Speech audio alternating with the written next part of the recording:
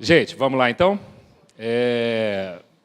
Estamos falando do processo administrativo federal, regido no âmbito federal pela Lei número 9.784, que é um processo geral, não para uma matéria específica, aplicável à União e a alguns entes federados estabelecem a aplicação dele de forma subsidiária. Então, ainda falando de regras gerais do processo administrativo federal, é vedado à administração recusar imotivadamente receber documentos, já falamos disso. Necessidade de elaboração de modelos e formulários padronizados, já falamos disso também. E prioridade de tramitação, aqueles processos em que o envolvido tem idade igual ou superior a 60 anos, portador de deficiência ou portador de determinadas doenças. Competência conforme a lei.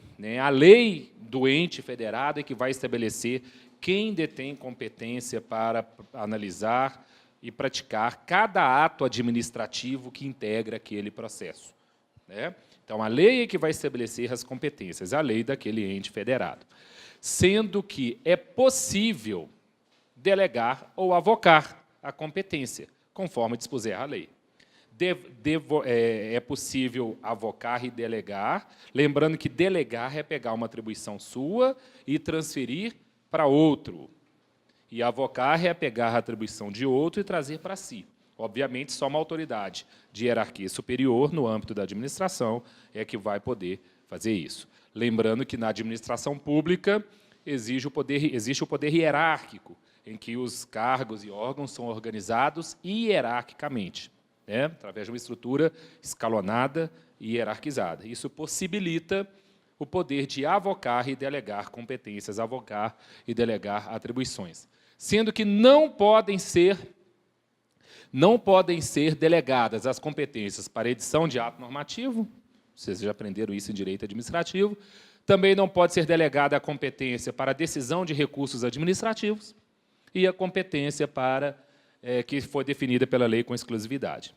Então, a autoridade administrativa ela pode delegar e avocar atribuições.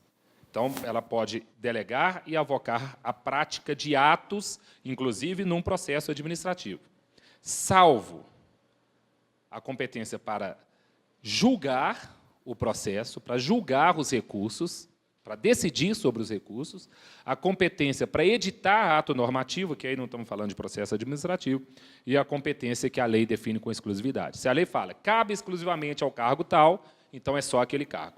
Essa atribuição não pode ser delegada. Tranquilo? Bom, o ato de delegação é revogável, obviamente, então a autoridade que delega uma competência, ela pode revogar aquela delegação, trazendo para si aquela competência novamente, trazendo de volta aquela competência. E, no caso da avocação, essa avocação é concentrar competências, é concentrar atribuição. E essa avocação só pode se dar de forma temporária e justificada. Porque isso vai na contramão do que se espera da administração pública. O que se espera é a desconcentração de competências. Se eu estou avocando, uma autoridade superior está trazendo competências para si, ela está concentrando competências. Por isso que isso só pode se dar de forma justificada e de forma temporária, não pode ser por prazo indeterminado. E vamos supor que inexiste a competência legal específica para processar e julgar um processo, um pedido administrativo, um pedido feito pelo administrado. Vamos supor que a lei prevê um ato, mas não define de quem é a competência para a prática daquele ato. A competência para a prática daquele ato será do chefe do executivo, governador, presidente ou prefeito. Salvo se estivermos tratando de competência para julgar e processar pedidos feitos por administrados, num processo administrativo federal. Se eu estou tratando de processo administrativo federal, e se a lei não define de quem é a competência para praticar atos naquele processo, essa competência não poderá ser do chefe do executivo, que seria, no caso de competências não definidas, a competência é do chefe do executivo.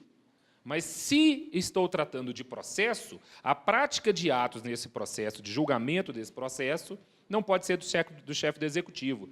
Tem que ser da autoridade de menor grau hierárquico para decidir. Por quê? Por uma razão simples. Não é assegurado duplo grau no âmbito administrativo, de jurisdição administrativa? Se a competência para a prática de um ato de julgamento de pedido feito pelo administrado for do chefe do executivo e me for indeferido, para quem que eu vou recorrer administrativamente? A ninguém. Então, por isso, a competência para processar e julgar processo administrativo, quando a lei não define a competência específica, ela não será do chefe do executivo, ela será da autoridade de menor grau hierárquico para decidir. Certo? Se eu não estiver tratando de processo administrativo, de julgamento de pedidos feitos pelo administrado, aí sim, se a lei não define de quem é a competência, ela será do chefe do executivo. Ok? Tranquilo? Mas, em regra, via de regra, a lei define de quem é a competência para se iniciar um determinado processo administrativo. Né? Basta olhar a legislação daquele ente que você vai verificar de quem é a competência. Como eu disse, a lei de cada ente estabelece o processo. Se ela estabelece o processo, muito provavelmente, ela vai estabelecer de quem é a competência, perante qual autoridade que eu vou propor aquilo. Tá certo? Então, tá bom. Ainda regras gerais do processo administrativo federal. Regras de impedimento e suspeição. Isso se aplica no processo civil, isso no âmbito do judiciário também vai se aplicar aqui no processo administrativo. Também temos regras de impedimento e suspeição, de forma que os agentes públicos impedidos e suspeitos não podem praticar atos naquele processo administrativo. O que seria uma regra de suspeição? São situações previstas na lei que levam à dúvida quanto à imparcialidade e independência de quem está praticando o ato. Então, não são situações previstas de forma objetiva. Qualquer situação em que eu tenho uma dúvida, em que paira uma dúvida acerca da imparcialidade e independência daquela pessoa que vai praticar o ato, ele não poderá praticar, por suspeição. Exemplo, ele vai analisar um pedido feito pelo seu irmão, ele vai analisar um pedido feito pelo seu amigo ou seu inimigo capital, Essa pessoa está suspeita, ela não pode praticar aquele ato, certo? E essa suspeição pode ser arguída, e se ela for arguída e não for acatada, cabe recurso contra aquela decisão que não acatou a alegação de suspeição. Tranquilo? Certo? Então, tá bom. Da mesma forma, o impedimento. O impedimento é proibição legal por presunção de interesse. Presunção de interesse. Aqui, nós não temos uma dúvida acerca da imparcialidade da pessoa. Aqui nós temos uma questão objetiva de presunção de interesse. Aquela pessoa tem interesse no processo. Por exemplo, ele está para julgar um pedido administrativo no qual ele já formulou um pedido igual no âmbito da administração pública. Se ele formulou um pedido igual no âmbito da administração, como que ele vai julgar um pedido idêntico feito por um colega, feito por outra pessoa? A questão aqui não é só de suspeição, em razão de uma possível imparcialidade. A questão aqui é de interesse direto sobre aquela decisão. Ou ainda que não seja algo de interesse seu, mas se for, por exemplo, de interesse de um cônjuge, de um filho, de um parente, ou afins, até o 3º grau, ele está impedido de praticar atos naquele processo, de julgar aquele processo. Também estará impedido se ele participou ou venha participar como perito, como testemunha, como representante, no caso, ou o seu cônjuge, seu parente até o 3º grau, participa ou venha participar como perito, como representante, como testemunha naquele caso. Não dá. Imagine, eu vou julgar um processo administrativo, eu sou a autoridade que vai julgar o processo, quem é o advogado da pessoa que formulou o pedido? É minha mulher? É meu filho? Não dá para que eu julgue esse processo, não pode. Tranquilo, gente? Ou ela vai ser a perita que vai se pronunciar naquele processo, ou uma testemunha naquele processo. né? Então, eu estaria impedido de praticar atos nesse processo. Então, as regras de suspeição e impedimento também se aplicam no processo administrativo. Certo? A omissão no dever de comunicar o impedimento, especificamente do impedimento, é falta grave. Isso é falta grave, podendo ser punida severamente, né, no âmbito de um processo administrativo disciplinar. Então, eu vou julgar um processo em que a minha mulher participa como perita, e eu não comunico esse meu impedimento, que é uma questão objetiva, e pratico um ato de julgamento nesse processo, se isso for descoberto, eu pratiquei uma falta administrativa grave, posso ser penalizado em razão dessa falta. Certo? Observe, no caso de suspeição, eu posso dizer, não sou amigo, não tenho interesse. E aí eu nego a suspeição e isso cabe recurso daquele interessado. No caso de impedimento, eu não posso praticar o ato, e se eu pratico ou deixo de comunicar, isto é falta grave. Eu estou cometendo uma falta grave. Posso sofrer uma sanção severa em razão disso. Certo? Tranquilo, gente? Nas regras gerais de processo administrativo federal, né? Agora nós vamos continuar num processo administrativo federal, mas num processo administrativo específico, regido por legislação específica, que é o processo de apuração de infrações praticadas por servidor público federal. Por que federal? Porque, se for servidor público estadual, eu tenho que verificar o estatuto do servidor público daquele estado. Se for servidor público municipal, eu tenho que verificar o estatuto do servidor público daquele município. Né? E, no âmbito federal, isto é regido pela lei básica, prioritariamente pela Lei 8.102 de 90, que é o Estatuto do Servidor Público Federal, aplicando-se também, de forma subsidiária, mas aplicando-se também a 9784. Que lei é essa 9784? Aqui acabamos de falar dela. Aquelas regras gerais de processo administrativo federal. Né? Então, eu aplico a lei específica, que trata do procedimento de apuração de infrações do servidor público federal, que é a 8.112, mas eu aplico também, subsidiariamente, naquilo que a 8.112 não estabelece, eu aplico a 9784.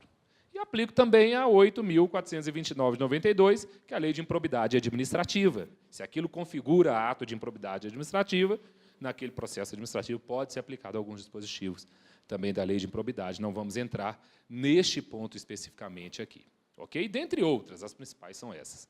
Tá? Agora, qual que é o poder da administração pública que possibilita essa apuração de infrações do servidor praticadas pelo servidor público?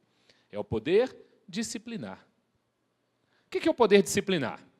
É o poder de apurar infrações e, se for o caso, aplicar penalidade ao servidor público que praticou aquela infração. Esse poder disciplinar, ele não é só um poder da administração, é um poder-dever. Todos os poderes da administração são poder-dever.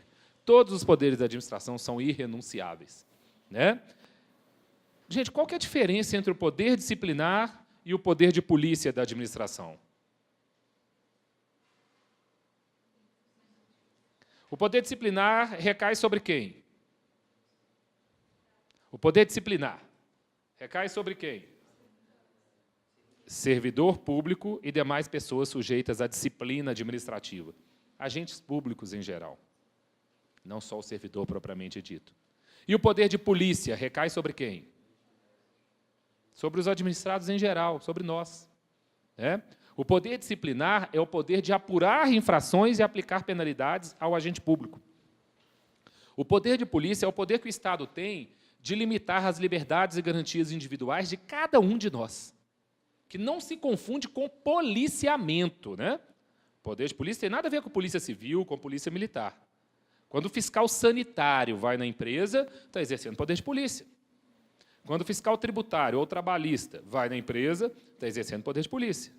Quando o Estado fiscaliza questões de trânsito, faz uma blitz de trânsito, está exercendo poder de polícia. Poder de polícia administrativa, que é exercido em vários órgãos da administração.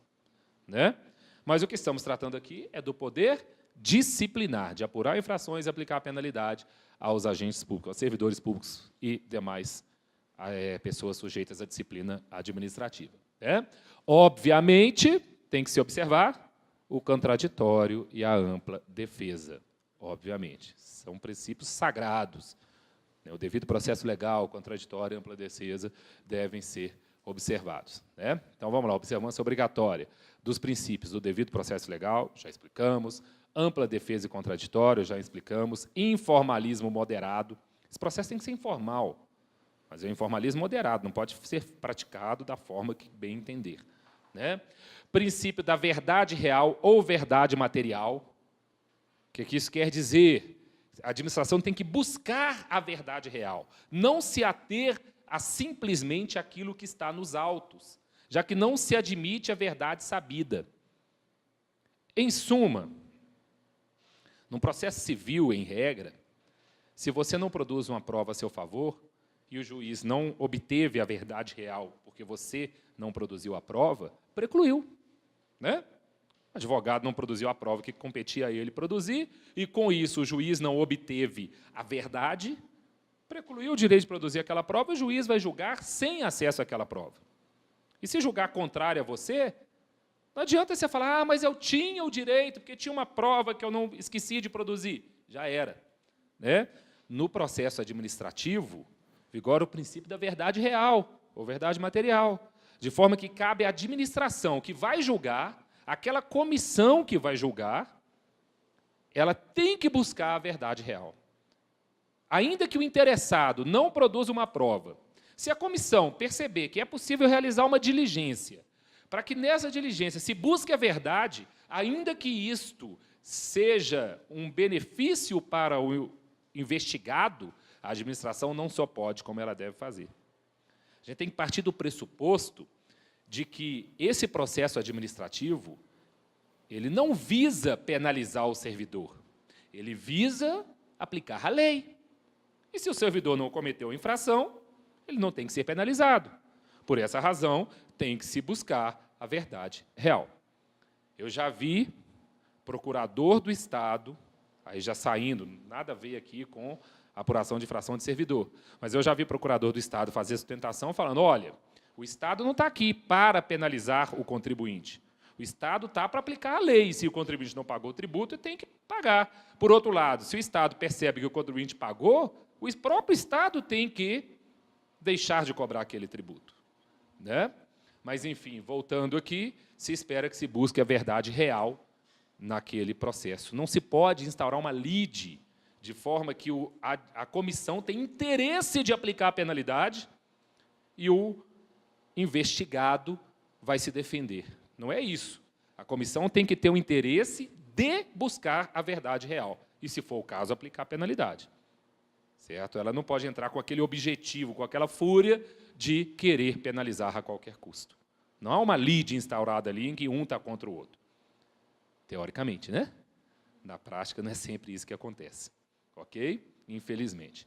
Presunção de inocência ou de culpabilidade. Ou de não culpabilidade, né? Óbvio. Presume-se que aquele agente público é inocente. Não tem culpa sobre aquele fato do qual ele está sendo acusado. Essa é uma presunção. Cabe a prova para que ele seja penalizado. Se ele não houver prova de que ele cometeu aquele fato, ele é presumidamente inocente. Certo? E motivação. Motivação está presente em todo e qualquer ato da administração pública. Ela tem que motivar. Sempre. Ok? A apuração de infração do servidor, ela vai atuar em 3 instâncias distintas e separadamente. Civil, penal e administrativa. São 3 apurações distintas, e uma não se vincula à outra. A apuração administrativa, ela vai ocorrer quando o servidor pratica uma infração administrativa e está sujeito a penas administrativas, a sanções administrativas. E aí, em razão disso, ele vai passar por um processo administrativo disciplinar ou uma sanção, ou desculpa, uma sindicância administrativa. O que pode resultar para ele naquela apuração administrativa em razão de uma infração administrativa que ele cometeu? Pode resultar uma pena, pode resultar nada, né? Não cometeu a infração, ou se entender que ele cometeu a infração, pode resultar numa pena de suspensão, pode resultar numa pena de demissão, ainda que estável, pode resultar na pena de cassação de aposentadoria ou disponibilidade, de destituição de cargo em comissão e função comissionada. E essa apuração se dá por sindicância ou processo administrativo disciplinar. Para aplicar pena ao agente público, tem que haver pena administrativa, haver apuração por sindicância ou processo administrativo disciplinar. Essa é a instância administrativa. Agora, ele também está sujeito a processos civis e processo penal. Se aquilo que ele praticou também leva à instauração de uma apuração civil, num processo civil e num processo criminal. Né? Professor, mas não é sempre que ele está sujeito ao processo criminal, ao processo civil? Não. Vamos imaginar que a infração que ele cometeu é chegar atrasado 2 horas todos os dias. Está sujeito a uma sanção administrativa, praticou uma infração administrativa, mas não praticou nenhuma infração civil que leve à necessidade de ressarcir prejuízos à administração, não praticou nenhuma infração penal que leve à necessidade de uma condenação criminal. Né? Agora, por outro lado, se o ato que ele praticou, que está sendo investigado, configura também um prejuízo financeiro, econômico à administração, aí ele está sujeito à apuração civil, no âmbito do processo civil, judicial, para ter que ressarcir prejuízos à administração ou a terceiros. Se o que ele praticou também configura uma infração penal, aquilo está tipificado na lei penal como um crime, por exemplo, e aí ele está sujeito ao processo penal, do qual decorre infrações, sujeitando a sanções penais, a uma condenação penal. Uma observação importante aqui, não é o nosso objetivo, mas, como estamos falando, é importante falar. A responsabilidade civil do agente público é subjetiva, ou seja, depende de dano, nexo de causalidade entre o ato ou a omissão e o dano, e aqui, dolo ou culpa. O agente público só vai responder civilmente, subjetivamente, se ele agiu com dolo ou com culpa, e de forma ilegal. Se ele não agiu com dolo e culpa, ele não responde. Por que eu tenho que falar isso? Porque eu tenho certeza que vocês já ouviram falar mais de 10 vezes, muito mais, né, para vocês, que a responsabilidade da administração é objetiva. Ou seja, independe de dolo e culpa. Responsabilidade civil, independe de dolo e culpa. De fato é, como regra, tem casos que não. A administração pratica um ato, e, em decorrência desse ato, ainda que legal, ainda que sem dolo e culpa, causa um dano a um particular, a administração responde. Por uma razão simples, repartição de riscos. Se aquele ato que a administração praticou visa trazer um benefício para toda a sociedade, então toda a sociedade tem que repartir aquele prejuízo que foi causado a uma pessoa que sozinho suportou o ônus de um ato da administração que visava um benefício para a sociedade. Então, esse é o principal argumento, existem vários, da teoria da responsabilidade objetiva da administração pública, repartição de riscos. Também,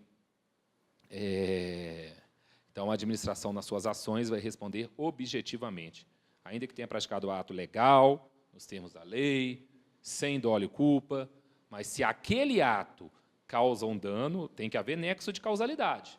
A responsabilidade da administração é objetiva, certo? Ainda que não tenha praticado o ato ilegal. Agora, por outro lado, nos casos de omissão, e em alguns outros casos, a administração vai responder subjetivamente, ou seja, dependendo de dolo e culpa. Também, se eu estiver diante de uma entidade da administração indireta, regida pelo direito privado, que não presta serviço público, a responsabilidade dela também será subjetiva. Se for uma entidade, uma empresa, uma sociedade de economia mista, que exerce atividade econômica, não presta serviço público, regida pelo direito privado, a responsabilidade dela é subjetiva. Depende de dolo e culpa, mesmo que ela integre a administração pública. Ok? Só essa observação, que é importante, já que estamos falando disso aqui, tá? Mas esse não é o foco do nosso objetivo, né, das nossas aulas de hoje. Ok? Bom, comunicabilidade de instâncias. Isso é importante. Imagine que o servidor praticou um ato que configura infração administrativa e infração penal. Os dois processos vão tramitar simultaneamente?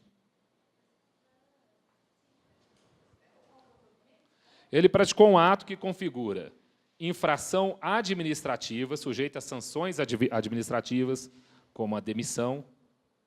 E esse ato também configura infração penal, sujeito à condenação criminal. Os processos tramitam separadamente ou tramitam um depois do outro? São autônomos, tramitam separadamente. Agora, a decisão criminal, ela vai repercutir na decisão administrativa? Sim, não ou depende? Toda vez, ou toda vez não, mas 98% das vezes que um professor de direito ou numa prova te perguntar sim, não ou depende, vai não depende. Geralmente depende. Depende de quê? De como foi essa condenação criminal. Se a condenação criminal for pela condenação, a decisão criminal, melhor dizendo, né? Se houve a condenação, então vai repercutir lá. Porque o processo penal, no processo penal, o judiciário entendeu que ele praticou a infração e que, portanto, ele vai sofrer a pena. Certo? Então, se no judiciário se entendeu que ele praticou a infração e deve receber uma pena criminal, por consequência, lá no âmbito do processo administrativo, então isso vai repercutir. Ele tem que ser penalizado lá também, conforme a legislação administrativa daquele ente. Agora, e se essa decisão penal for pela absolvição? Se for pela absolvição, vai repercutir? Depende. Se for pela absolvição, por insuficiência de prova, para fins de condenação penal, não repercute lá, não. Se for por prescrição penal, não repercute lá, não. Pode ser que tenha havido a prescrição penal. Isso não vai repercutir no processo administrativo. Pode ser que não tenha prova suficiente para condenação penal. Isso não vai repercutir no processo administrativo. Então, ele pode não sofrer a condenação penal por insuficiência de prova, por prescrição, e sofrer a pena administrativa, de demissão, por exemplo. Agora, e se essa decisão penal que absolveu for por negativa de autoria ou materialidade? Se o juiz falar, ele não cometeu isso, esse fato não aconteceu, ou aconteceu, mas não foi ele, isso vai repercutir lá. Aí ele não sofrerá a pena administrativa. Ok? Tranquilo? Beleza? Então, tá bom. Bom, isso é a comunicabilidade de instâncias, né? Poder disciplinar, já falamos, esse dever de apurar a infração é o poder-dever, né, que é instrumental e irrenunciável, já explicamos isso. Não só o poder disciplinar, como também todos os poderes da administração são poder-dever, são irrenunciáveis e instrumentais. E como que a administração toma conhecimento das irregularidades cometidas por um servidor? Por diversos meios. Podemos citar dever dos demais servidores de levarem, na verdade, levar, né, ao conhecimento as irregularidades, ao conhecimento de autoridades as irregularidades. Então, se eu sou um servidor público e sei que o meu colega cometeu uma irregularidade, uma infração, é meu dever levar isto ao conhecimento. Ou sei que alguém cometeu uma infração, é meu dever levar isso ao conhecimento da autoridade superior, competente para instaurar aquele processo. Tá? A administração pode tomar conhecimento também por denúncia. Neste caso, é permitida a denúncia anônima. Alguém denuncia, é o que acontece na maioria dos casos. Por representação oficiais de outros órgãos. Um outro órgão faz uma representação para que o órgão competente instaure o procedimento de apuração de uma infração eventualmente cometida por alguém. Né? E também por fiscalização de órgãos de controle, Tribunal de Contas, Ministério Público, o próprio órgão de controle interno, né, daquele ente. Sim, da mesma forma. A agência reguladora é uma autarquia. Né? Ela nada mais é do que uma autarquia. É uma autarquia especial. E, sendo autarquia, está sujeito aos poderes da administração, inclusive o poder disciplinar. E aquele agente ele está sujeito ao poder disciplinar da administração, inclusive com base nessa lei. Certo? Porque ela é federal. Né? Então, entra da mesma forma. Né? Se a agência, alguém, uma autoridade, né, percebeu da agência reguladora que algum agente daquela agência cometeu infração, tem que se instaurar o processo, o procedimento de apuração. Tranquilo? Era essa a pergunta? É ou não é? É? Tá, então não, tranquilo. Procedimentos disciplinares. Nós temos alguns procedimentos disciplinares. Vamos simplificar aqui em procedimentos investigativos, sindicância acusatória, processo administrativo disciplinar por rito ordinário e processo administrativo disciplinar por rito sumário. Tá? São procedimentos distintos. Né? Lembra, processo é o caminho, é o meio. Né? Procedimento é como se pratica. Certo? Nos procedimentos investigativos, não se aplica penalidade, não há pena nos procedimentos investigativos, porque eles são realizados tão somente para fins de mero convencimento primário das autoridades. Toma-se conhecimento de que alguém possivelmente cometeu infração, a administração vai, antes de abrir a sindicância, antes de abrir o processo administrativo disciplinar, vai realizar procedimentos investigativos, para verificar se aquilo não é verdade. Às vezes, aquilo é uma denúncia totalmente infundada. Então, a autoridade competente ela vai, de forma sigilosa, e aqui não tem contraditório e ampla defesa. Por que não tem contraditório e ampla defesa? Porque não há pena. Né? Então, o investigado nem sabe, muitas vezes, que está sendo investigado. Pode saber ou não. Né? Que está sendo investigado para que a administração se convença, não da necessidade de aplicar a pena, mas sim da necessidade de instaurar um processo acusatório. Certo?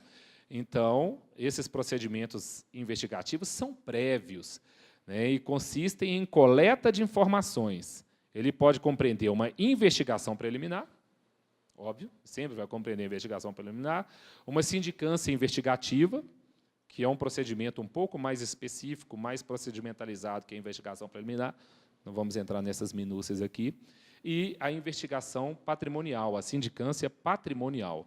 O que é isso? Verificar o patrimônio daquele investigado.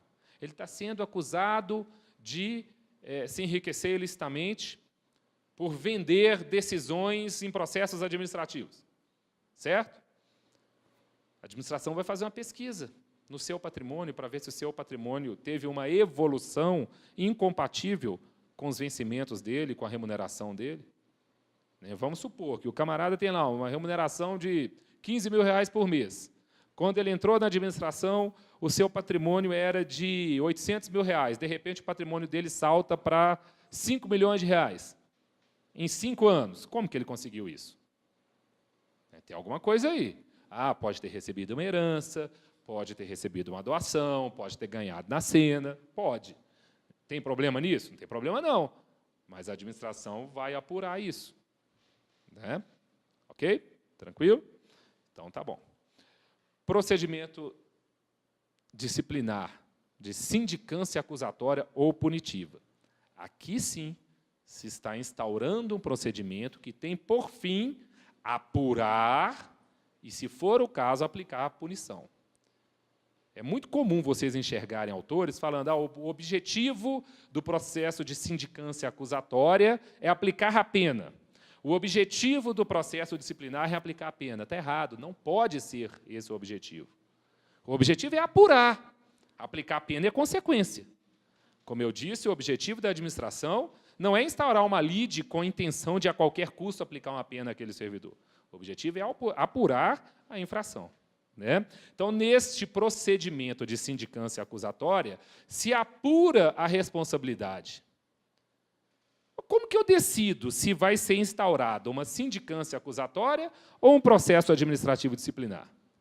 Obviamente, o procedimento da sindicância é mais célere, é mais resumido. O procedimento do processo administrativo disciplinar é mais complexo. Como que eu decido o que eu vou instaurar? Uma sindicância ou um processo administrativo disciplinar? De acordo com a possível pena. De acordo com a possível pena, caso constatada a infração. Então, a autoridade que vai determinar a abertura da sindicância ou do processo, ela já fez aquelas investigações preliminares, lembra? Que não tinha contraditório, não tinha ampla defesa. Com base naquelas investigações, ela já tem uma noção do que pode ter acontecido. Com base nessa noção do que pode ter acontecido, ele vai definir, olha, é uma pena. A pena possível aqui é de advertência ou suspensão de até 30 dias. Se ele se convencer de que a pena possível, caso confirmada a infração, é de advertência ou de suspensão de até 30 dias, ele instaura uma sindicância acusatória ou punitiva. Sindicância. Agora, se ele acreditar que a pena não é de advertência, aquela infração é de maior potencial, como a demissão, por exemplo, ou suspensão por mais de 30 dias, aí ele não vai abrir sindicância. Ele vai abrir um processo administrativo, disciplinar, o PAD. Certo? A sindicância, então, ela serve para aplicação de pena para infrações de menor potencial, cuja pena é de advertência ou suspensão de até 30 dias. Mas a sindicância também pode levar à instauração do PAD. A autoridade competente para instaurar a sindicância, instaura a sindicância acreditando que a pena ali é de advertência. Aí não instaura-se o processo, começa o processo, com contraditório, com ampla defesa. No curso do processo, percebe-se que a infração cometida é de maior potencial, não é aquilo que ele estava imaginando? Então, pode-se aplicar na sindicância a pena de demissão? Não. Aí tem que se instaurar o processo administrativo disciplinar. Então, as consequências punitivas da sindicância acusatória. Punitiva, porque se constatou que não cometeu infração, não vai ter pena. Né? Sempre se respeitando o contraditório, a ampla defesa e o devido processo legal nessa sindicância acusatória. Né? Naquela sindicância investigativa, não há. Na sindicância investigatória, sim, há necessidade de contraditório e ampla defesa. Tá? É conduzida por uma comissão e as suas fases são instauração, defesa, relatório e julgamento. Produção de provas, obviamente. Tá certo? E o processo administrativo? PAD, Processo Administrativo Disciplinar. É utilizado para penas de penas maiores, né, maior potencial. Instaurado para penalidade de suspensão por mais de 30 dias, demissão, cassação de aposentadoria ou disponibilidade, ou destituição de cargo em comissão. Então, terminou a sindicância investigativa. Percebe-se que a pena aplicável ali, se confirmada a infração, é de demissão, já instaura direto o processo administrativo disciplinar, não precisa da sindicância acusatória. É muito comum ver servidores públicos entendendo que, para o processo administrativo disciplinar, é necessária a sindicância acusatória antes. Não é. Já pode ir direto para o processo administrativo disciplinar. Tá? Agora, se na sindicância acusatória percebe-se que a pena a ser aplicada não é de advertência ou suspensão menor que 30, aí dela se instaura o processo administrativo disciplinar. Ok? Bom, obviamente, respeitado o contraditório, a ampla defesa, o devido processo legal, essas fases são classificadas como instauração, inquérito administrativo e julgamento, com produção de provas, com ampla possibilidade de de produção de provas, obviamente. Né? Esse é o processo administrativo que sempre existiu de rito ordinário.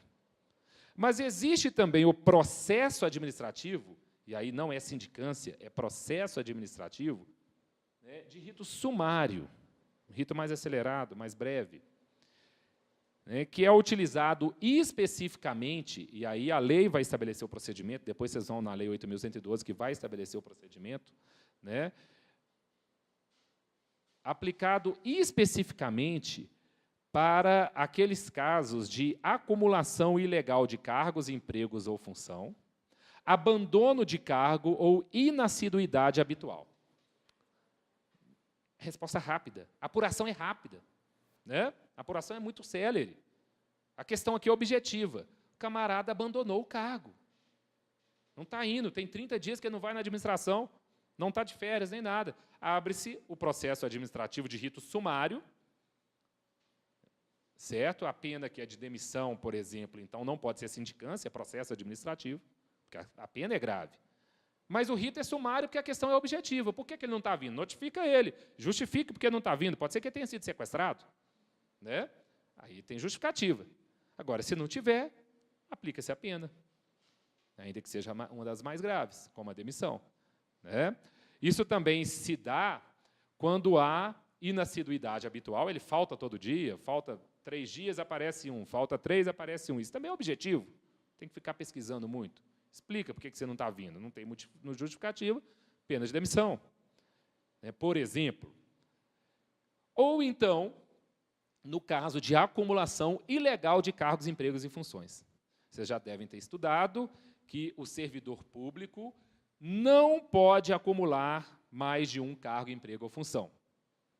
Tem um cargo público, só pode exercer aquele cargo público. Tem exceção, 3 exceções. Quem sabe as exceções? Professor, um técnico e o outro de professor, ou então profissionais da área da saúde, não é da medicina. Antigamente era da medicina, hoje é da área de saúde. Né? Então, eu posso ter 2 cargos de professor, ou 2 cargos da área de saúde, ou um cargo técnico e outro cargo de professor, desde que haja compatibilidade de horários, né? Tem que haver compatibilidade de horários, obviamente, e também eu tenho que observar o teto remuneratório. Somando as 2 remunerações, em regra, não se pode ultrapassar o teto remuneratório. É o que a Constituição fala clara e expressamente.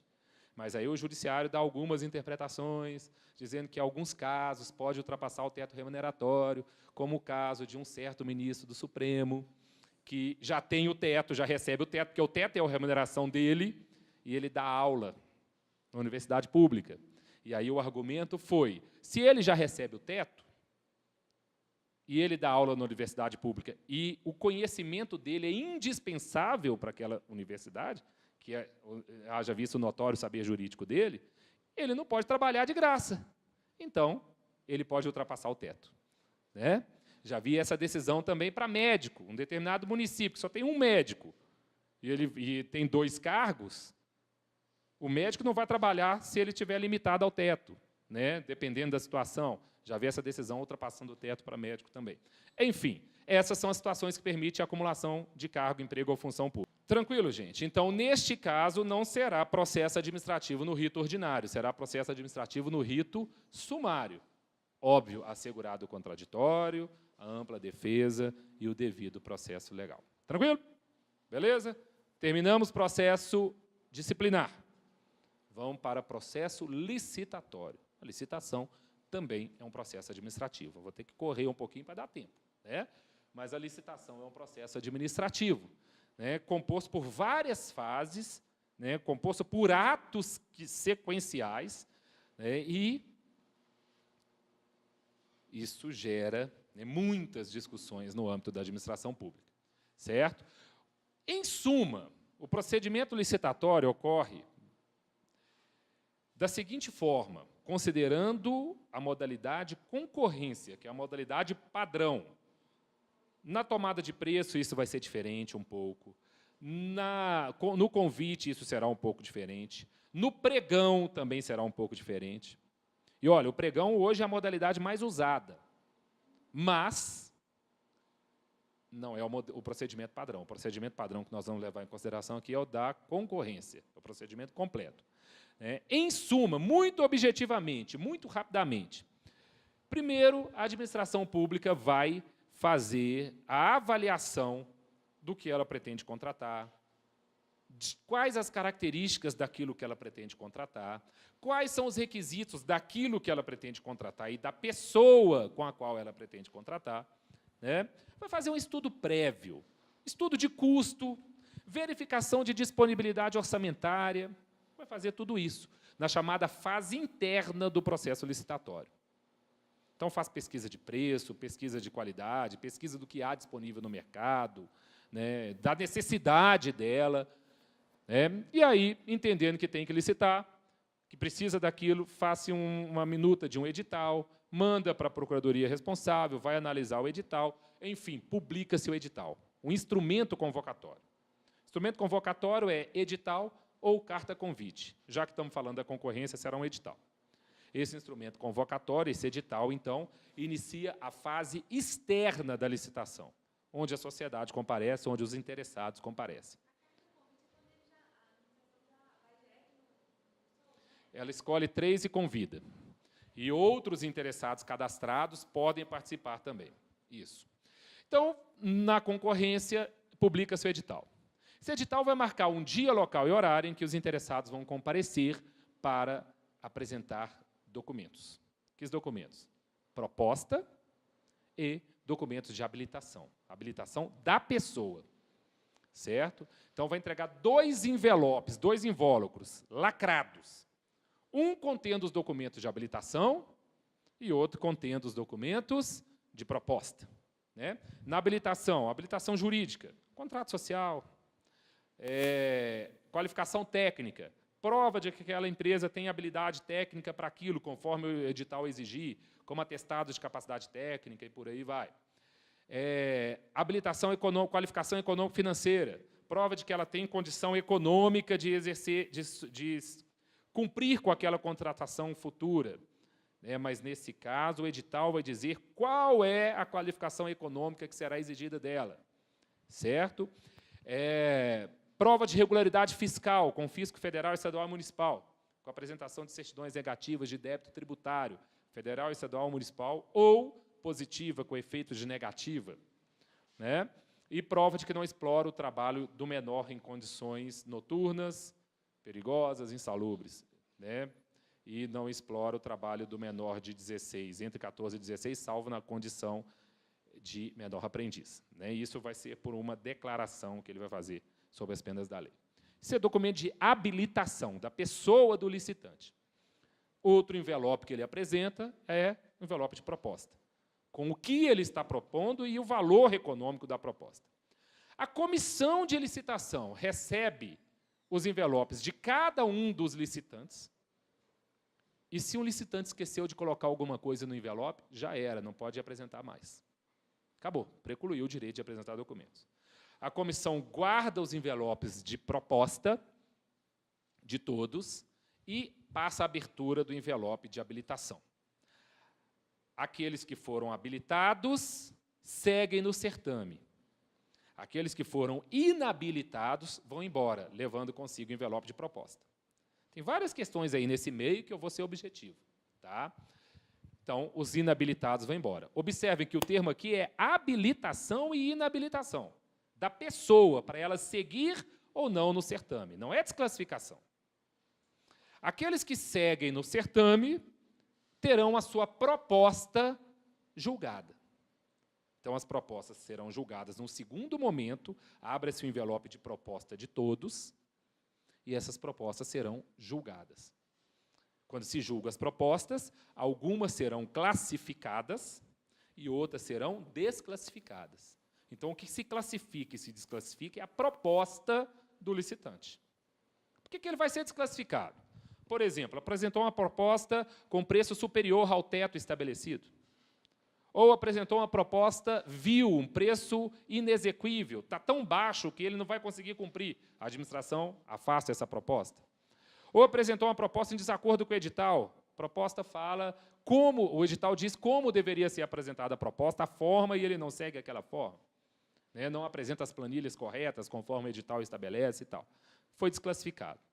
Os classificados, as propostas classificadas, entram na ordem de classificação, do primeiro ao último. Né? Como que classifica? Conforme critérios objetivos de julgamento da proposta. Em regra, menor preço, mas nem sempre será o menor preço. Pode ser melhor técnica, técnica e preço, ou maior lance. Tá? Não vou entrar nessa explicação, senão vai ter que ser uma aula só para isso. Tá? Definida a proposta vencedora, aí passa-se para a homologação do certame, aí já é feito por uma autoridade superior, e depois dessa homologação, passa-se à adjudicação.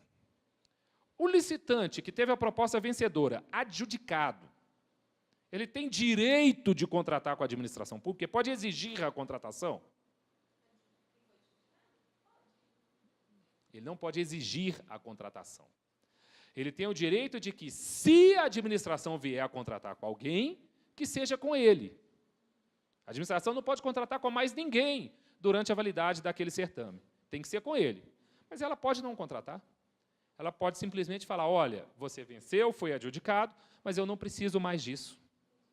Né? Ou houve uma nulidade no procedimento, eu vou anular o procedimento. Ou, por razão de interesse público, eu vou revogar o procedimento. Se não houve a contratação, não há nem consequência de indenização. Né? Então, a administração não é obrigada a contratar. Mas, se ela vier a contratar, tem que ser com aquele que teve a proposta vencedora e que foi adjudicado. Ok? Tranquilo até aqui? Beleza. E quais são os atos que podem instaurar uma discussão neste processo licitatório? O processo é o processo da licitação, ele como um todo.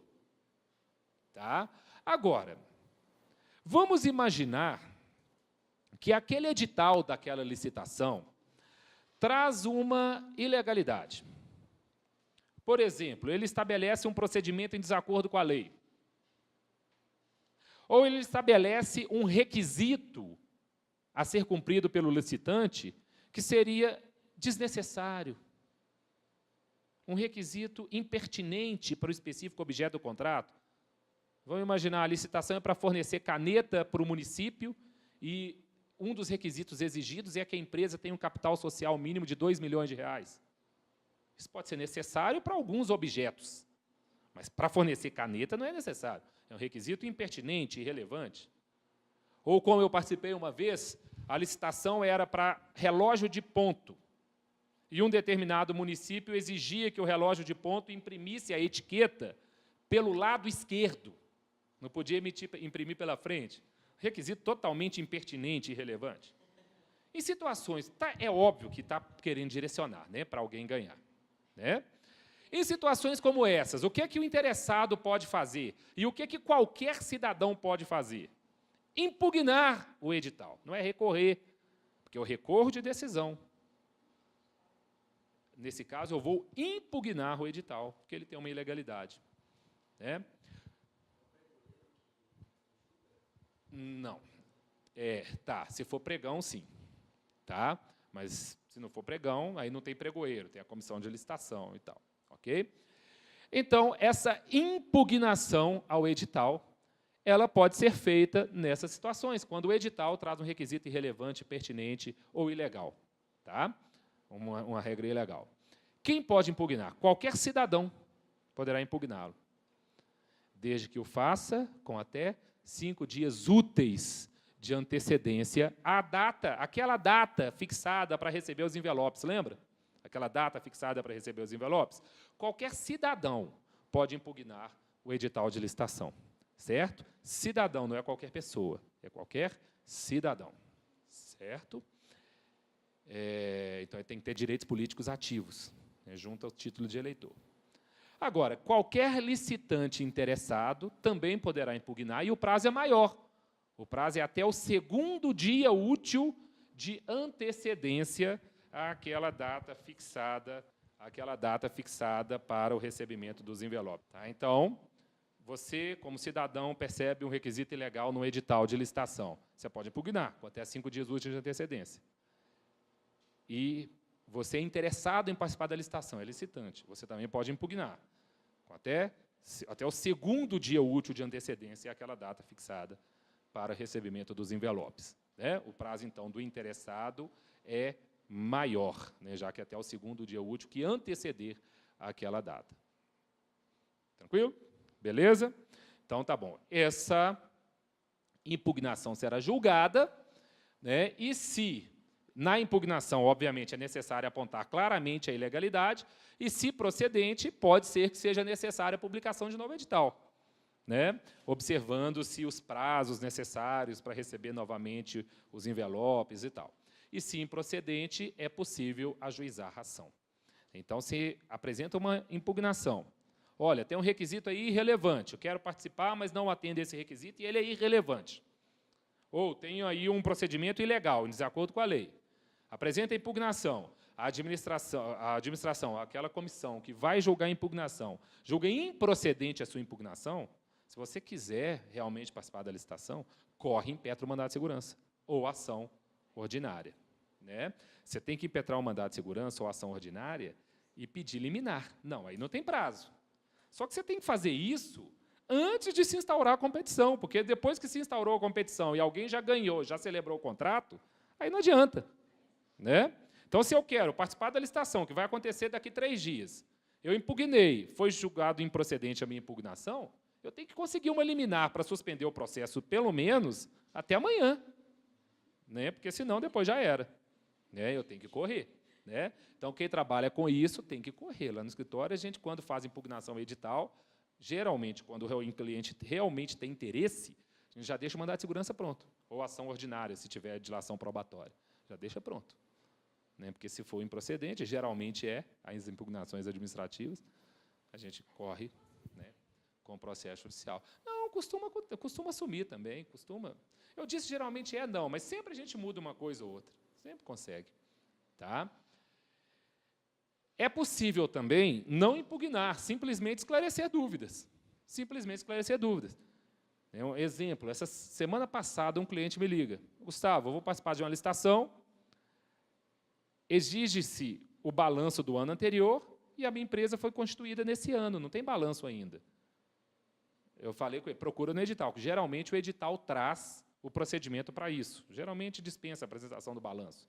Né? Só que o edital nada falava. Eu falei com ele, olha, para você ter segurança, vai lá e participa, mas para ter segurança, já que você quer segurança, faz um pedido de esclarecimento, instaura um pedido de esclarecimento que a administração te responde, né, através de uma petição, direito de petição, né, que todos nós temos face à administração, através de um pedido de esclarecimento que ela tem que te responder.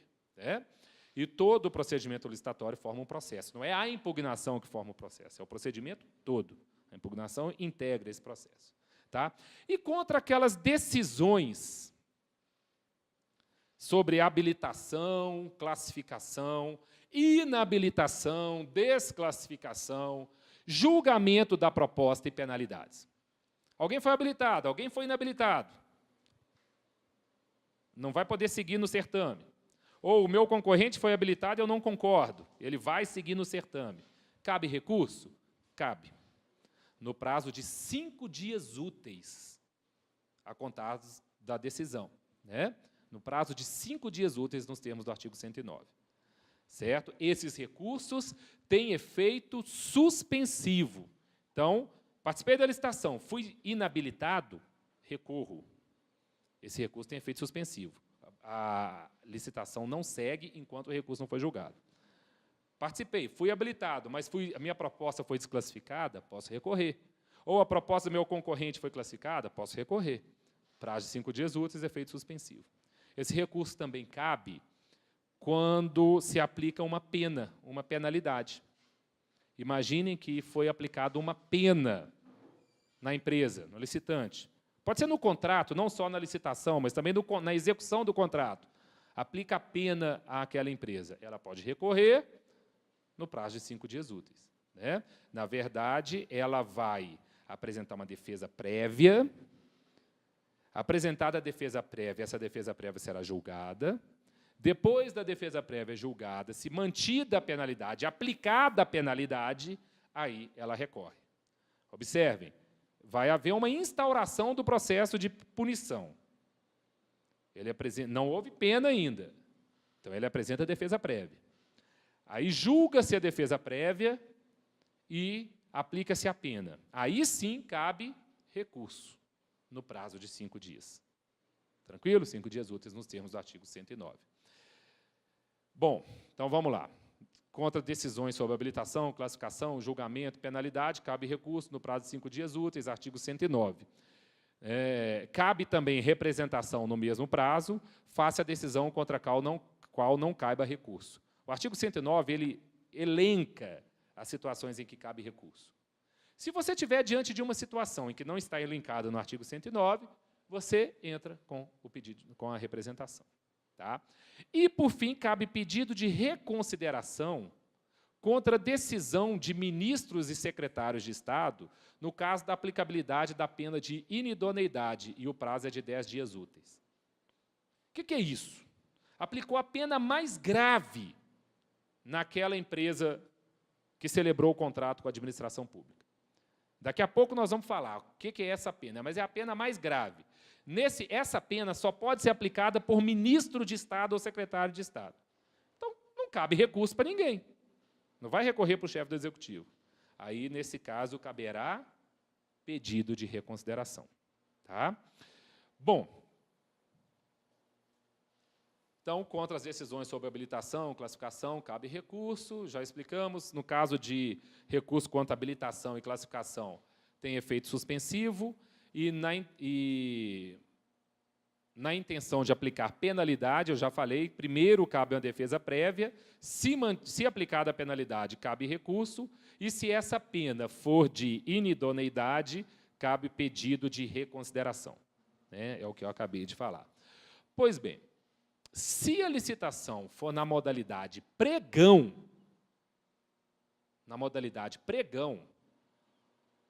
aquele recurso contra a habilitação e classificação, ou inabilitação, ou desclassificação, ele tem que se dar da seguinte forma. O interessado em recorrer, aquele que foi habilitado ou pretende recorrer da habilitação do outro, aquele que teve a proposta desclassificada, ou que não entrou na ordem correta de classificação, ele pode recorrer. Mas como que ele vai recorrer? Ao término do procedimento, quando declarado o vencedor, isso no pregão, quando declarado o vencedor, ele tem que imediatamente e de forma fundamentada, tá? Ele tem que manifestar a intenção de recorrer. Não é o recurso ainda. Na hora que eu estou num pregão, fui desclassificado, minha proposta foi desclassificada, aí declarou o meu concorrente como vencedor. Eu fico esperando. Terminou o pregão, ele foi declarado vencedor. Quando se declara o vencedor, abre para mim aquele prazo imediato, de minutos, para eu manifestar se eu tenho ou não intenção de recorrer. Aí eu manifesto a minha intenção de recorrer. Motivando, por que eu quero recorrer? Aí abre-se o prazo de 3 dias, não são úteis, 3 dias, para que eu apresente as razões recursais. Aí eu apresento as razões recursais. Apresentadas as razões recursais, no fim desse prazo de 3 dias, já estão automaticamente intimados para responder essas razões recursais os demais licitantes, que também terão 3 dias. Então, observe, o prazo é seguido. Se eu tenho 3 dias para apresentar as razões, os demais licitantes têm outros 3 dias, a contar do término do meu prazo, para apresentar as contra-razões. E aí vai se julgar, decidindo aquele recurso. Ok? Observe, então, que no pregão, esse recurso contra a habilitação, inabilitação, classificação, desclassificação e julgamento da proposta, ele se dá de forma diferente. Sendo que, se for um recurso contra a pena, vamos lembrar que as penas que podem ser aplicadas no processo licitatório ou no contrato são penas de advertência, multa, suspensão temporária do direito de licitar e contratar por até 2 anos e inidoneidade. Advertência simples, multa conforme previsto no contrato ou no edital. Suspensão temporária. A administração vai definir de forma discricionária se vai aplicar essa pena, conforme a infração que tiver sido cometida pelo licitante ou pelo contratado. Decidindo por aplicar essa pena, ela também vai decidir por quanto tempo que esse cara vai poder ficar sem licitar. Essa empresa, geralmente, né, vai ficar sem licitar. Né? Existe uma discussão aí, se ele fica sem licitar junto àquele ente ou perante qualquer ente público. Predomina o entendimento do STJ de que ele fica sem licitar perante qualquer ente público, federal, estadual ou municipal. É o que tem predominado na jurisprudência, embora as decisões do TCU não são nesse sentido. Tá? E a declaração de inidoneidade é a pena mais grave. Observe, a suspensão do direito de licitar é temporária de até 2 anos, no máximo. A inidoneidade, aplicada por ministro ou secretário, ela é uma pena em que ele fica sem poder licitar e contratar com a administração pública por, no mínimo, 2 anos. É no mínimo 2 anos. E isso vai se estender até que ele se reabilite perante aquela administração que aplicou a pena. Por exemplo, ressarcindo por um eventual prejuízo que ele tenha praticado, que ele tenha causado. Ok? Bom, em qualquer irregularidade, cabe representação ao Tribunal de Contas ou órgão de controle interno daquele ente. Né? Sempre cabe representação ao Tribunal de Contas ou órgão de controle interno daquele ente. Tem muito mais coisa para falar do processo administrativo licitatório, são só essas as noções básicas que eu trouxe de um procedimento, né, na modalidade concorrência, para falar especificamente da impugnação e do recurso, que era o meu objetivo principal. Mas para falar basicamente de uma licitação, eu preciso de 3, 4 aulas dessa, né, para falar de uma forma célere sobre licitações. Né? Como eu disse, o objetivo não é esgotar o assunto. Né? E, gente, tem aqui o que eu mais atuo, que é o processo administrativo tributário, ou processo administrativo fiscal, ou qualquer outro nome que outro ente queira dar. Né? Isso pode ser instaurado perante as repartições fazendárias de cada ente federado, né? E ele pode ser iniciado pelo fisco, constituindo o crédito tributário pelo lançamento, por exemplo, ou pelo contribuinte. Né? Pode ser iniciado também pelo contribuinte. Como que ele é iniciado pelo fisco? Imagine que o fiscal vai na empresa e fiscaliza a empresa. Percebe que a empresa não pagou um determinado tributo. Então, a empresa não pagou um determinado tributo, que o fiscal entende devido, ele vai lavrar o auto de infração. Esse auto de infração representa um lançamento de ofício, constituindo o crédito tributário contra aquele contribuinte. Né? Quando ele lavra o auto de infração, constituindo de ofício o crédito tributário contra aquele contribuinte, isso é um lançamento tributário de ofício, né? Ele está instaurando um processo administrativo. Você pode ir lá que tem um número de um processo administrativo. Aqui em Minas ele é chamado de PTA, Processo Tributário Administrativo, no âmbito estadual. No âmbito federal, ele é chamado de Processo Administrativo Fiscal. Tá? Enfim, instaura-se o processo administrativo. E aí, aquele contribuinte e os coobrigados são intimados para apresentar impugnação. Impugnação administrativa. Nesse caso, o processo administrativo foi instaurado, foi iniciado pelo fisco. Mas pode também o processo administrativo ser iniciado pelo contribuinte. Por exemplo, uma consulta formal feita pelo contribuinte. Você está com uma dúvida sobre a interpretação da legislação tributária, apresenta uma consulta formal. A administração vai instaurar um processo para te responder aquela consulta. Né? E essa resposta vincula a administração. Essa resposta, por que é um procedimento formal? Porque ela vai vincular a administração, a resposta a essa consulta. Certo? Pode ser, por exemplo, a requisição de uma restituição. Eu entendo que eu tenho direito a uma restituição, instauro, peço à administração, meu direito de petição. Ao pedir, se instaura um processo administrativo, fiscal ou tributário. Né? Quando eu peço o reconhecimento de uma isenção, reconhecimento de uma imunidade, concessão de um regime especial de tributação, tudo isso representa um processo administrativo tributário instaurado pelo contribuinte. Né? Ele quer pedir um regime especial de tributação, ele vai instaurar, vai atravessar uma petição e, com base nessa petição, né, o Estado instaura o processo administrativo tributário. Ele segue lei de cada ente, né, sempre lei de cada ente. No âmbito federal, ele é regido pelo decreto, recepcionado como lei, né, 70.235 de 72. Tá? Esse decreto, então, rege o que no âmbito federal é chamado de processo administrativo fiscal. A impugnação ao lançamento, naquele caso em que o processo foi iniciado pelo fisco, né, com o lançamento de um crédito tributário, lançamento de ofício, autuou o contribuinte. Essa impugnação do lançamento, ela vai ser apresentada no prazo da lei daquele ente federado. Em regra, os entes adotam um prazo de 30 dias, mas eu tenho que ler a lei de cada ente, né? No âmbito federal é de 30, no âmbito do Estado de Minas Gerais também é de 30, isso eu posso afirmar para vocês. Tá? Sendo que esta é uma das 3 formas de modificar o lançamento regularmente notificado ao sujeito passivo, conforme o artigo 145 do Código Tributário Nacional.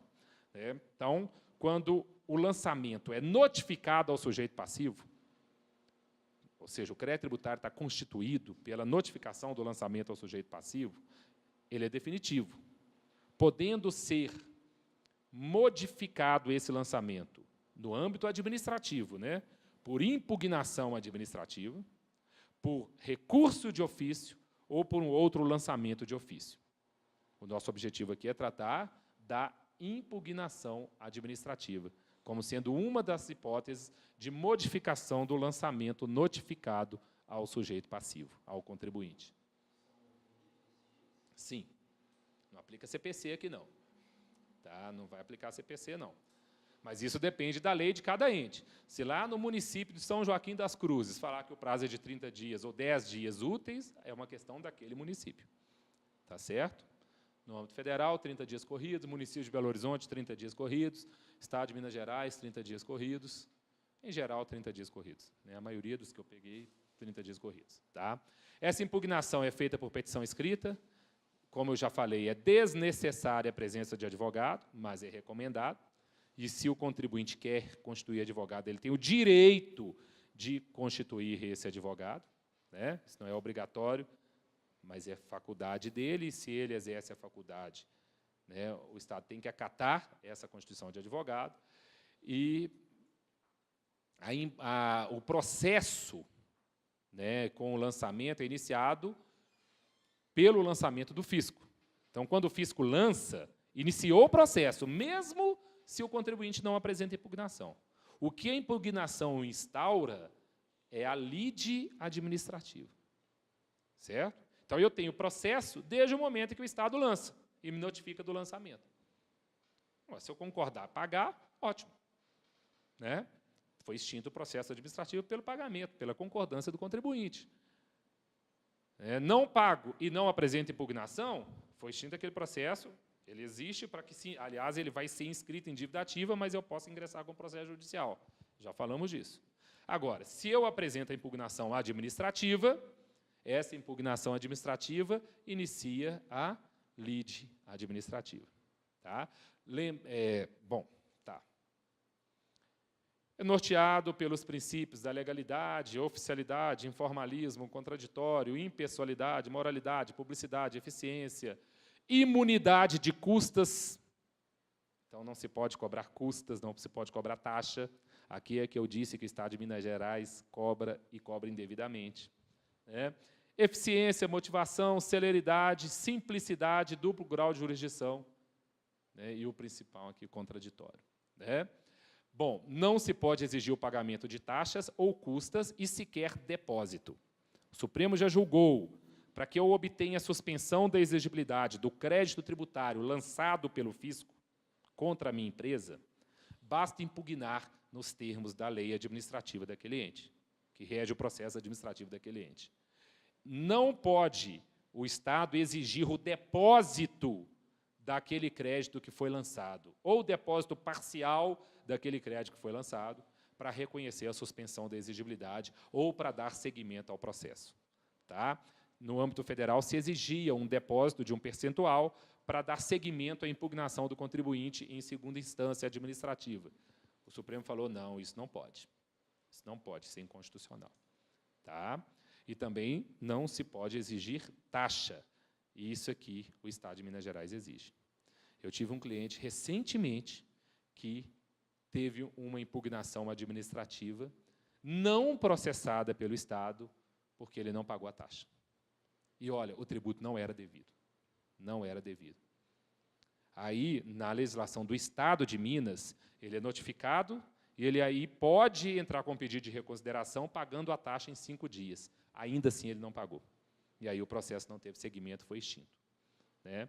Agora, a solução para ele é ou impetrar um mandato de segurança para ter o processo administrativo seguido, né, tramitando sem o pagamento de taxa, mas eu aconselhei ele a não fazer isso, porque a impugnação que foi feita por quem ele contratou, que não era advogado, não estava boa. Então, eu falei, deixa quieto, vamos discutir judicialmente.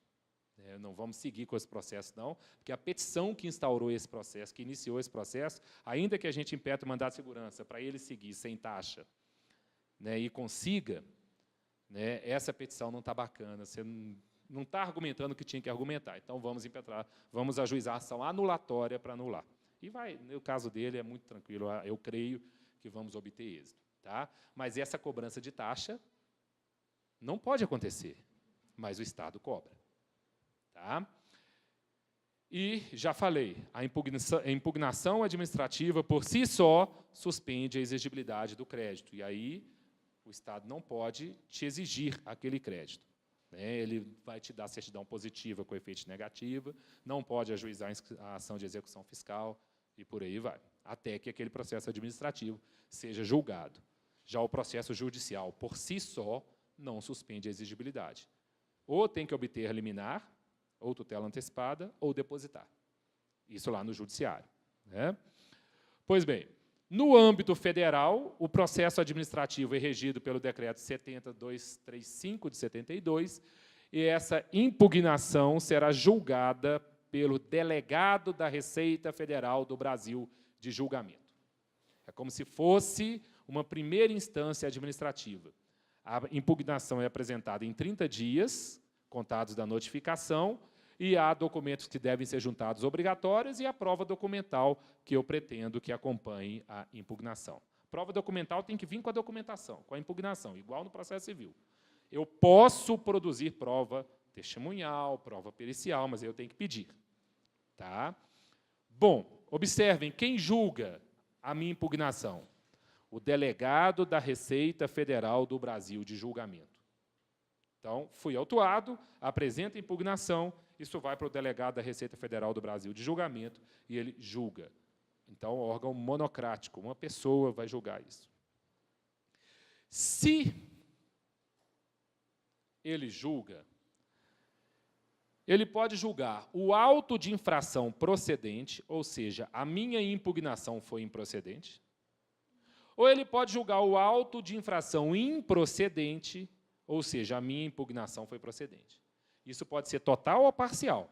Né? Então, ele pode julgar o auto de infração parcialmente procedente. Quer dizer que a minha impugnação foi parcialmente improcedente. Né? Ao contrário. Pois bem, ele vai julgar. Não cabe embargo de declaração da decisão dele. Mas cabe recurso voluntário ou recurso de ofício. O que é recurso voluntário?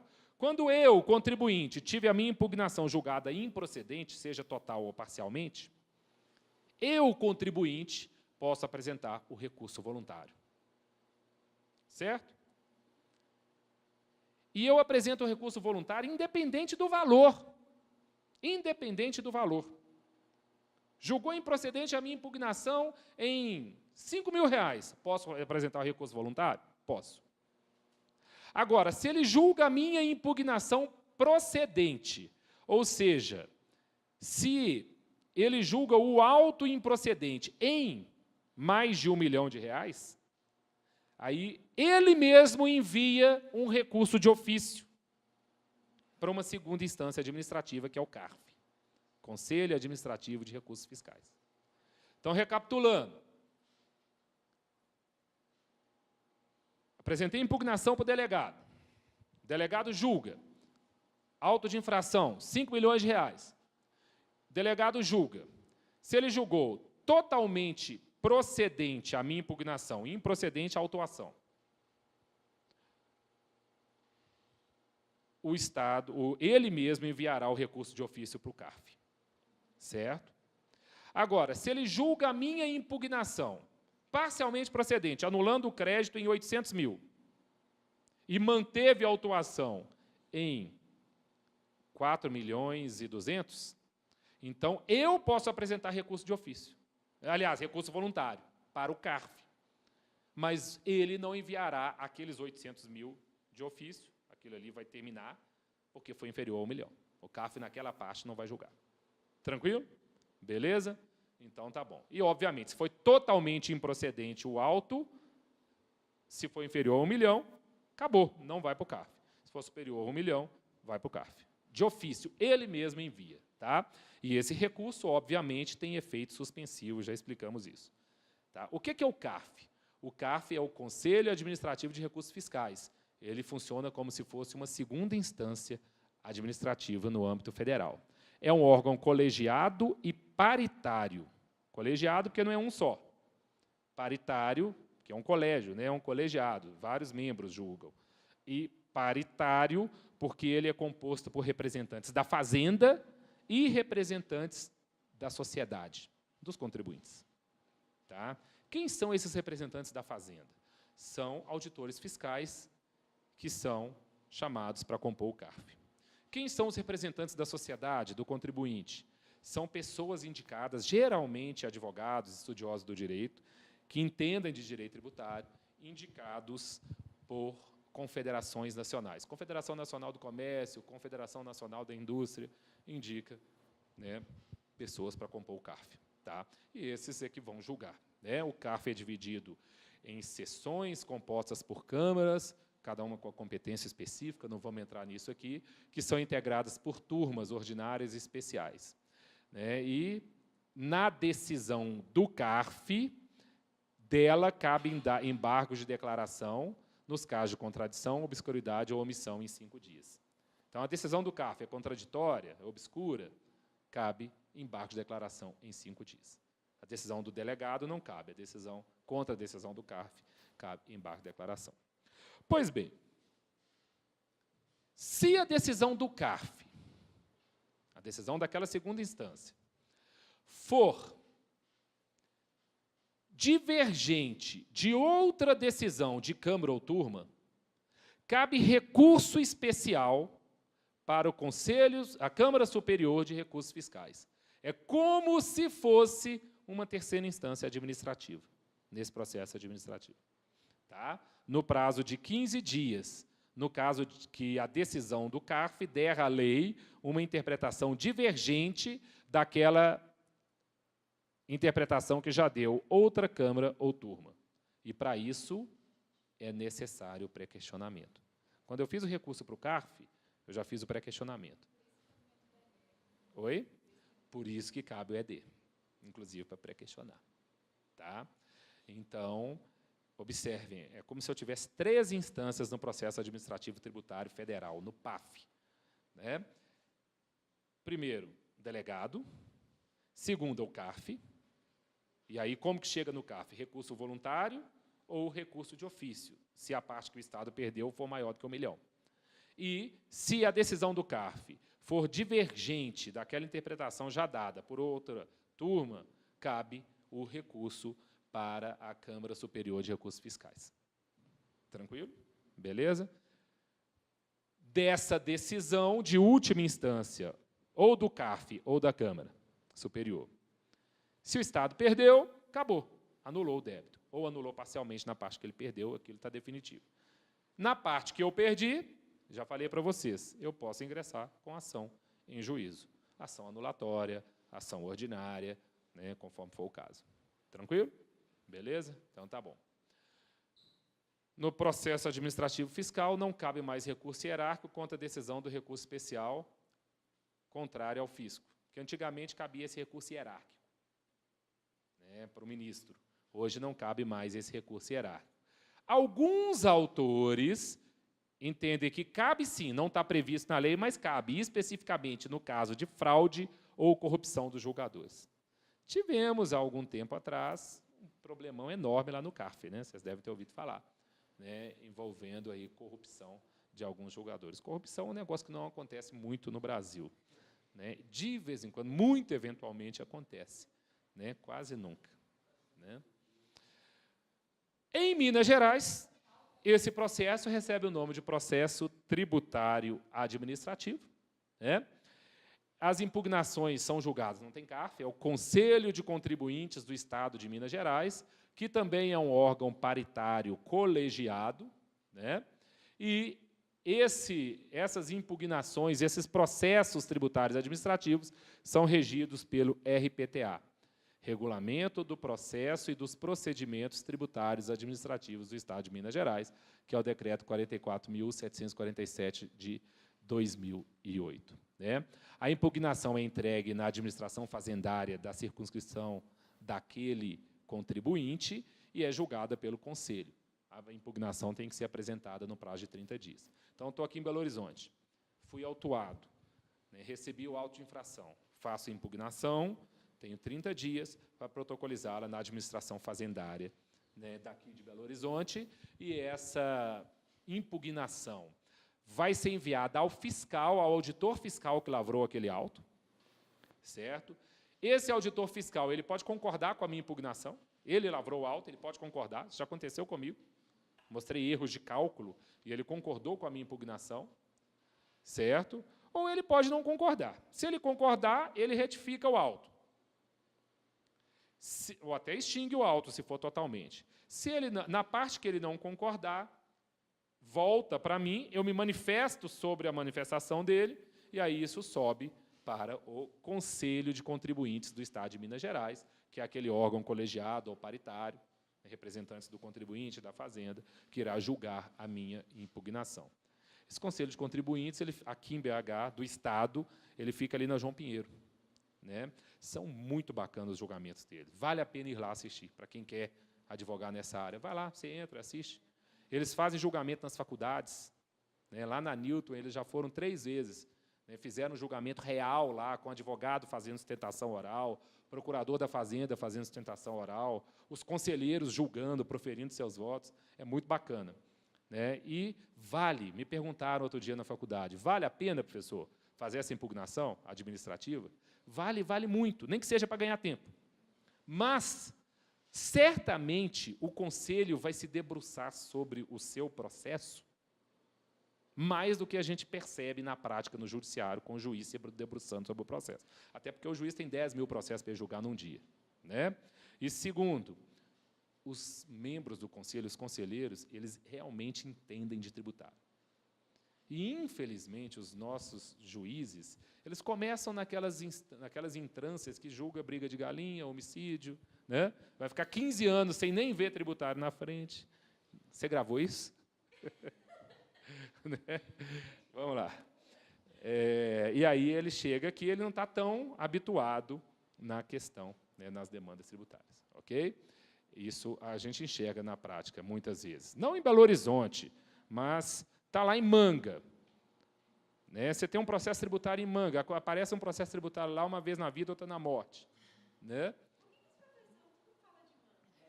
Porque lá na nossa faculdade, os nossos professores falaram de Manga. Né? Então, Manga ficou... Porque todo mundo... Né? É a norte de Minas. Né? Comarca interessante. Né? Bom, em Minas se exige a taxa de expediente, como eu disse, o que, na minha visão, seria inconstitucional, mas a legislação mineira exige, e é possível a reclamação contra a negativa de seguimento da impugnação no prazo de 10 dias. É o caso que eu apresento a AF a impugnação e a AF, a Administração Fazendária, diz que não vai enviar para o Conselho, por alguma razão. Se eu não concordo com aquele não envio, eu posso entrar com a reclamação direto no Conselho. Como se fosse o agravo de instrumento para destrancar recurso. Tá? Como se fosse o agravo de instrumento para destrancar recurso. Bom, voltando ao âmbito federal. Eu coloquei a ordem errada aqui. Né? Ah, não. Já terminamos isso. Ok. o PTA ou PAF, né, é possível desistir, eu posso desistir da discussão administrativa, e aí eu posso discutir judicialmente, já explicamos isso, e o fisco não tem interesse de agir na parte que ele perdeu no âmbito do judiciário. Ok? Eu trouxe aqui, mas não vai dar tempo, a impugnação à autuação de trânsito, que também é um processo administrativo. Né? Em suma, recebida a notificação de autuação, aqui não é pena ainda, não foi aplicada a pena. Não foi aplicada a pena. Você tem 30 dias para apresentar uma defesa prévia. Por que não é recurso? Porque não foi aplicada a pena. Recebida a notificação de autuação, 30 dias para apresentar a defesa prévia. Né, que ela vai visar o arquivamento daquela penalidade, evitar a aplicação da multa, e cabe essa defesa prévia nos casos de erros formais no auto de infração. Né, como, por exemplo, a placa do veículo está errada, aquele local em que supostamente eu cometi a infração não existe, o formulário, o procedimento está errado, tem algum erro formal no auto. Eu apresento a defesa prévia para evitar a aplicação da penalidade. Né? Se houver a penalidade, aí eu recebi a notificação de imposição de penalidade, aí cabe o recurso, também no prazo de 30 dias. Aí eu entro no mérito da autuação, e também eu posso discutir no recurso erros formais. O recurso é julgado pela Junta Administrativa de Recursos de Infrações, que é uma primeira instância, e, em segunda instância, pelo Conselho Estadual de Trânsito aqui em Minas Gerais. Né? E não será reconhecido o recurso contra a infração, contra a notificação de aplicação de penalidade, se ele for intempestivo. Agora, interessante, vamos voltar. Se eu recebi a notificação de infração, não é a pena, contra a qual cabe defesa prévia. Se eu apresentar a defesa prévia fora do prazo, ela vai ser recebida. Só que ela vai ser recebida como recurso. Porque ela está no prazo do recurso. Aí ela será recebida como recurso. Tranquilo?